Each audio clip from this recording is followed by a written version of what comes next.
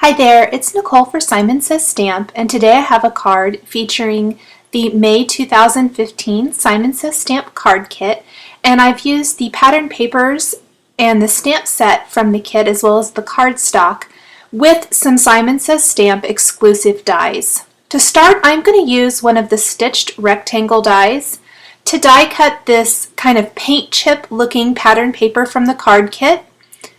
I want to make sure I have almost equal parts on the top and bottom there. I just eyeballed it. I didn't really measure it because I want to have enough room in that last section to stamp the greeting. I'm going to use a powder tool, and then I'm going to take one of the greetings from the Congratulations stamp set included in the kit. It is also available for individual purchase.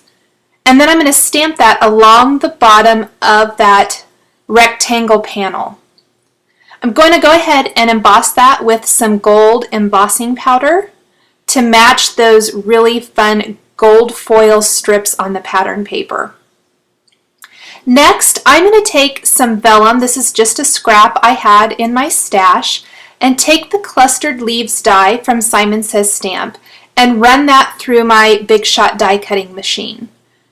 This is going to be a really nice soft layer for this wedding themed card. Then I'm going to take the partial cut flowers dies, another exclusive Simon Says Stamp die or die collection, and die cut them from some of the pattern papers in the kit. Now these only partially cut. You can do some really fun techniques with them.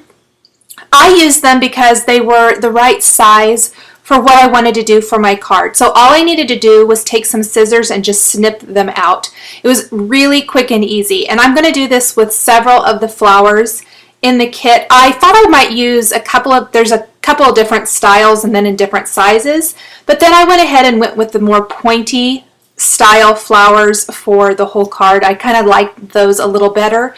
And I die cut them in several shades of pink. I even used that little border left over from where I cut my rectangle because there's several colors of pink right there to die cut some of those smaller flowers that worked really nice, and I was able to use up the rest of that 6x6 sheet of pattern paper. I'm layering lots of the flowers to give a nice variety. There's one that has 3 layers, a couple that have 2, and then a couple of individual flowers as well. Now that I have all of my elements, I can go ahead and put my card together. I'll go ahead and use a little liquid adhesive to glue the clustered leaves kind of vine there in one little spot. I don't want to glue too many places yet because I want to be able to tuck my flowers and things underneath. Plus, once I add some of those flowers, they will kind of help hold that clustered leaves design in place. I'm using some bling glue dots to add a little glue dot just to the center of each of the flowers. I'm going to tuck in my largest one, start there first. I'm going to use 3 sizes of blooms and layer them for this first flower. I love the soft colors. I think this is really lovely for creating these wedding themed cards.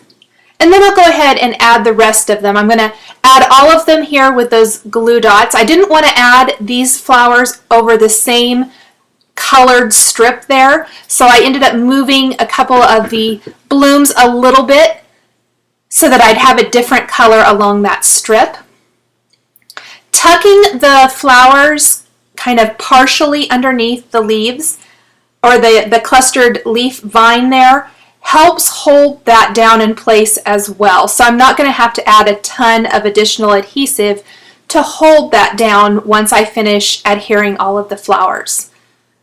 Go ahead and add this last one, and then I'm going to take some Doodlebug Gold Sprinkles enamel dots and place them in the center of each of these florals.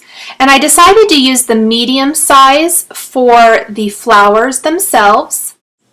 And then I'll take the smaller ones and scatter and sprinkle those throughout the rest of the design. Once I have all of those sprinkles in place, I can go ahead and attach the rectangle panel to my card base. I used some of the cardstock included in the May kit to create my card base. I'll just use some adhesive there to attach it. And then I will flip the card base over and trim any of that excess clustered leaves there off. And my card is all finished. I hope you've enjoyed this video showcasing the May 2015 Simon Says Stamp Card Kit. The supplies I've used are listed and linked below the video on YouTube. Thanks for watching, and we'll catch you next time.